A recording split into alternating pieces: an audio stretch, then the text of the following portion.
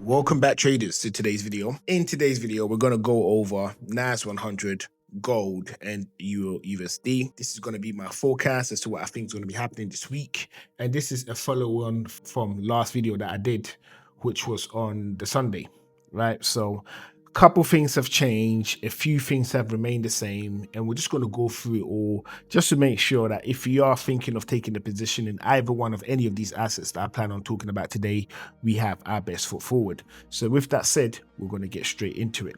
So with the NAS has pretty much remained the same since the last time I did a recording. And my main concern with NAS is that it had gone into a squeeze, right? So if you watch the last video that I did, you will see that NAS has gone into a squeeze. So this is what we have here in regards to what NAS is doing, right? It's in this squeeze right now, right? And at the moment, it could go in either direction. Okay, so it could break to the upside or it could break to the downside. Either one could happen, right? And the whole aim of the game is to make sure that we have our best foot forward and we're able to capitalize on any moves that NAS may do. So looking at this right now is this level right here of 25,800 and actually wait. Let's do that again. So this level of 25,840, this is the level that is of most interest to us. I'm just going to change the color of this to make this, let's make this orange so it pops so you can see the level that I'm referencing, right? And we want to see if price is going to close above that, because this is a resistance level that has held for some time now. So this level right here, it has been holding for a little while, and we're waiting to see if price is indeed going to break above it, right? Now, if price breaks above that, that could be one of the first signs that we could look at to say that maybe price plans on pushing to the upside. There is a couple of reasons why that is, okay? So the first is, hence why I hate trading squeezes so much, because you don't really have a plan in this situation. And I'll explain it to you like this in a nutshell, okay? So at this level right here, okay, you could say we have a break of character, okay, like a major break of character. If you're doing this on a lower time frame, the change of character would have happened up here, okay? So change of character, let me get my my thingamajig up. Okay, so the change of character would have happened up here. All right, so if you've seen it from up here, you would have been selling all the way down and you would have done pretty well for yourself. But we're looking at this on a 4 hour. Once again, we are swing traders, okay? And with this move down here, okay, this signifies that price plans on breaking to the downside.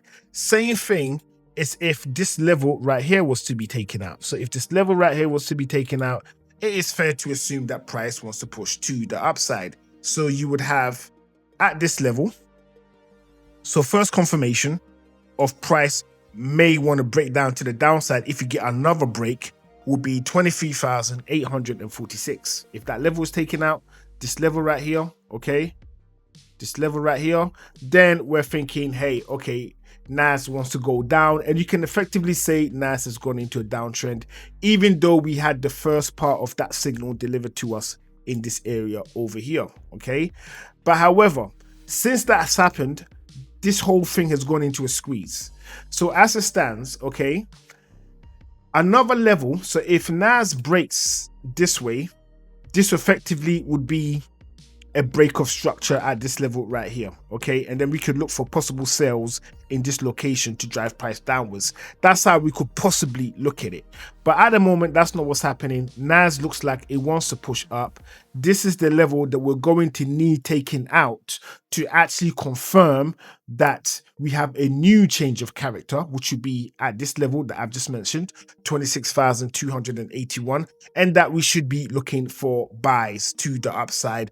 And we'll be using this level right here and the new high that it creates, wherever that may be, okay, so let's say over here, to put in our fib level, which will give us an indication as to the best levels where we should be keeping an eye on for a possible change in market behavior, right? So as it stands, these are the two levels that I'm looking at in NAS right now, okay?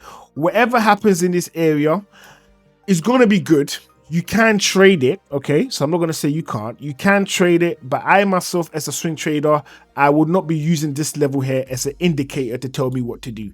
This is the level that I need taken out to tell me what to do, or this level right here to tell me what to do.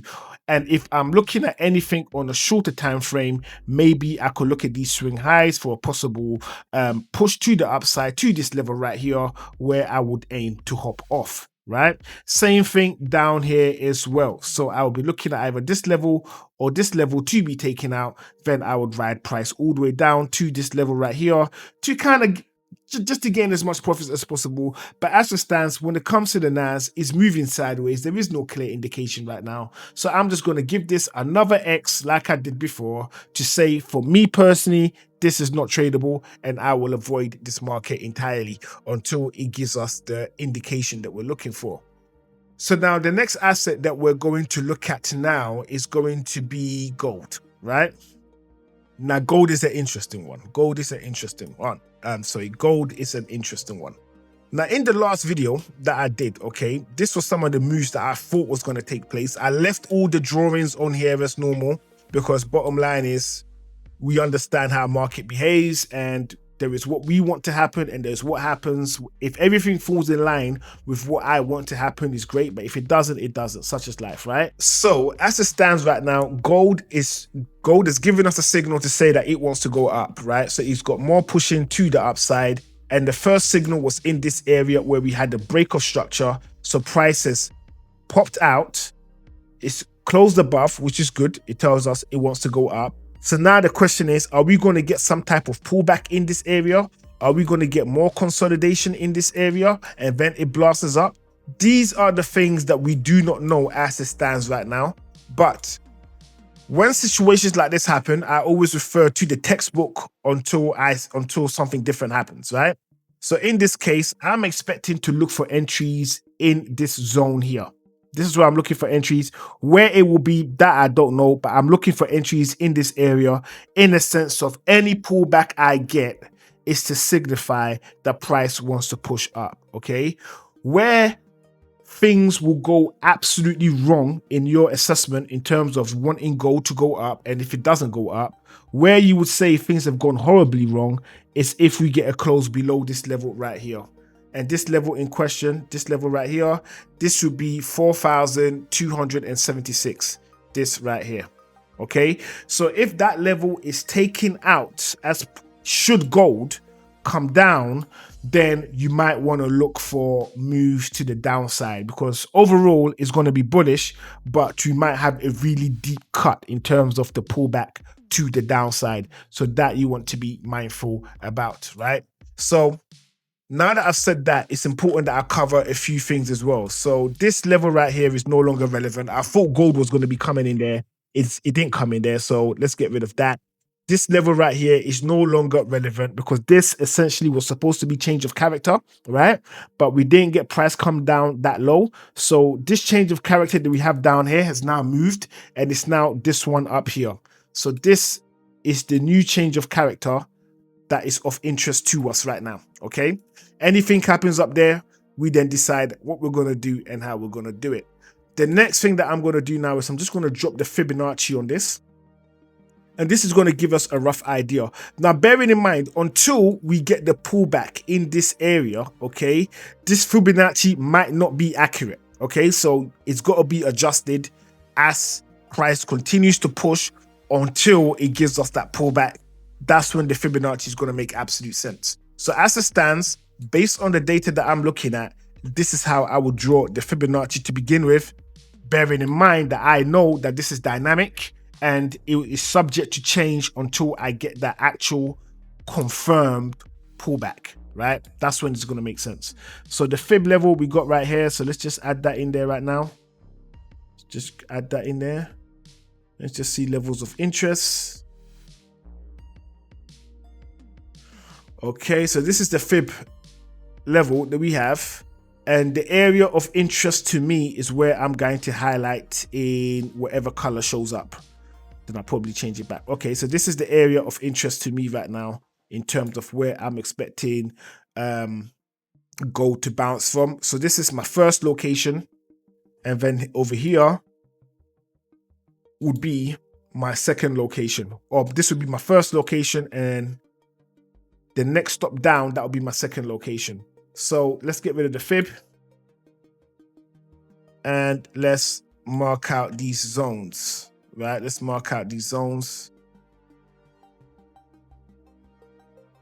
So this is the first zone that I would be expecting gold to possibly come into and bounce from, right?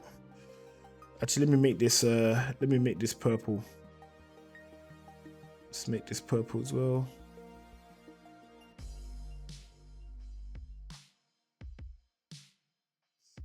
Okay. So the zones in purple are the areas where I would expect gold to come into for its next push to the upside. So this is basically discount pricing, right? So this area right here is the best price for gold. Sorry, didn't mean to do that. So this area right here is the best price for gold, in my opinion, right? If you get gold at that level, you've got it at a discount. But it may not come there. It could come to this level over here, which is still not, it's not a discount. It is premium, right? But this level right here is where you would consider jumping into, right? To ride price to the upside. So if it comes in here, we'll probably take it to the upside once we get that confirmation. If it comes down here, which is the best place, and then it pushes up, then we'll get it from this location as well. But with what's going on with gold right now, the fib level that I've just laid down is super, super dynamic, and it is subject to change until we get that pullback, right? If we don't have that pullback, right, we need to move with caution, because all of this that I've just laid in here right now, all of that could be irrelevant. Like, I kid you not, I'm not going to jump on there and start lying to you guys. It all could be irrelevant. So if it stops up here somewhere, so if gold decides to do a pullback from this location, so it does something like this and comes back, then naturally we will have to use the fib in this area like so, which will mean that these levels that I've laid out is all going to be different, right? So let me just do another. One of my alerts just went, which is good. Just gonna double check that. So that will be this zone. So this would be the first entry, would be up here. Let me make this purple. And the second entry would be down here, right? So they're kind of in the same region, right? The same region.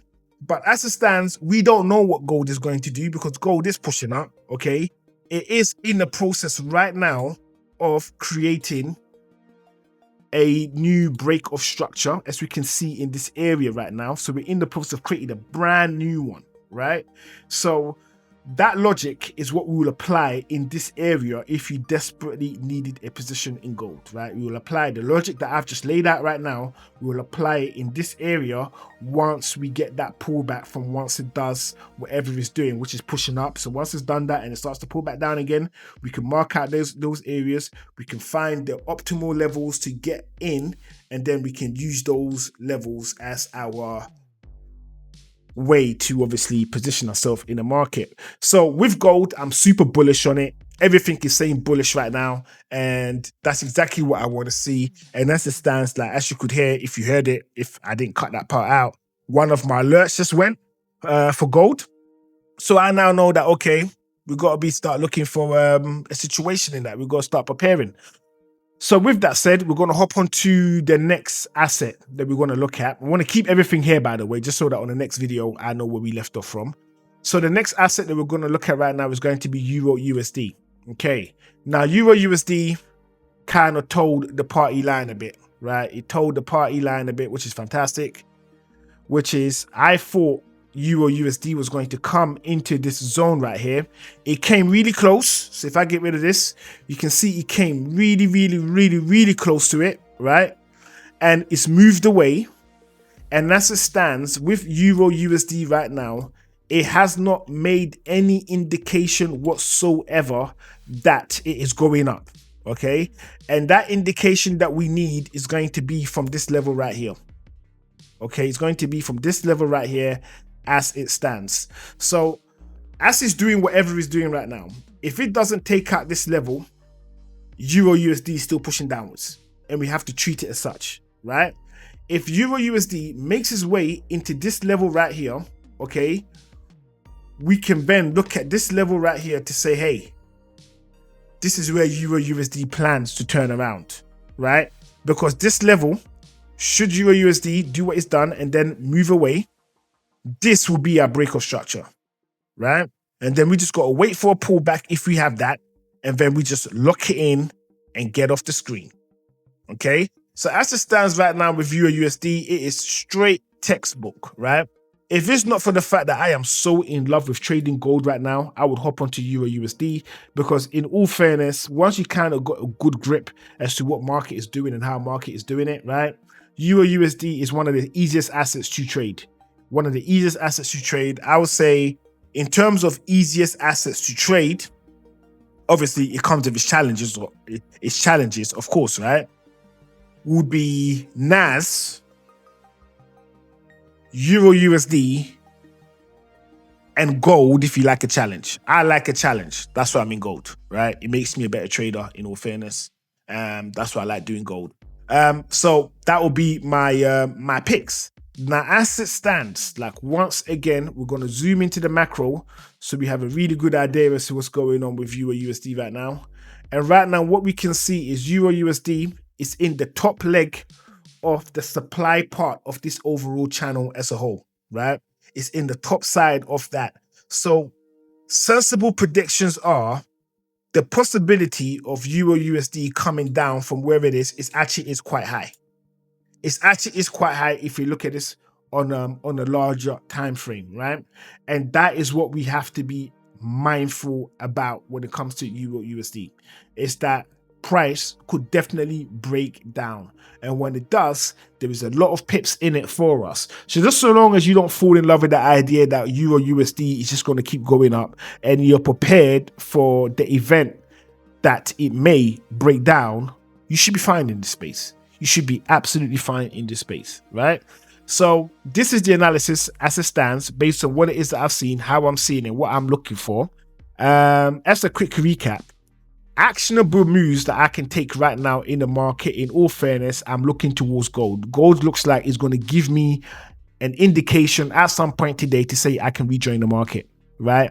Euro USD, it might take a little while because we are waiting for it to get back into this zone before we do anything, right? Or before I do anything, I should say, right? So I'm waiting for it to get into this zone right here before I can even consider doing anything with Euro USD. And as for NAS, well, that's doing whatever it's doing. So that for me is a no-go. I'm leaving that alone, right? So for my last two videos, the stance on NAS has pretty much been the same, which is I'm leaving that alone. We have an opportunity in Euro USD and we have an opportunity in gold, right? Those opportunities still stands. So with all of that said and done, make sure you like, comment, and subscribe, and I will see you all on the next one.